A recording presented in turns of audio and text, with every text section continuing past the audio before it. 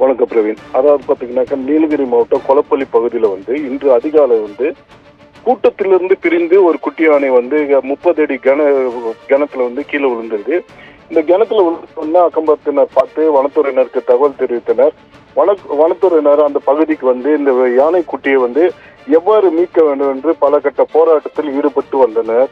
தற்போது பார்த்தோம்னாக்கா அந்த பகுதிக்கு ஒரு ஜேசிபி வைக்கப்பட்டு அந்த ஜேசிபி மூலியமாக மண் தோன்றி, அதாவது இரு பக்கம் புறமும் மண்களை தோன்றி இந்த கிணற்று ஆழத்தை குறைக்கப்பட்டு பின்பு கயிர்கள் மூலியமாக அந்த குட்டி யானை மீட்டு அந்த வனப்பகுதிக்கு விட்டனர்.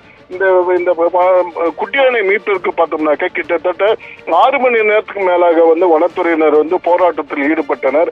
போராட்டத்துக்கு ஈடுபட்டு அந்த பகுதியில் 3 ஜேசிபிகள் வரவழைக்கப்பட்டு அந்த ஜேசிபி மூலியமாக 3 புறமும் மண்களை தோன்றி அந்த ஆழத்தை குறைத்து அந்த குட்டி யானை மீட்டனர். இதனால பார்த்தீங்கன்னாக்கா அந்த பகுதியில் பெரும் பரபரப்பு ஏற்பட்டுள்ளது.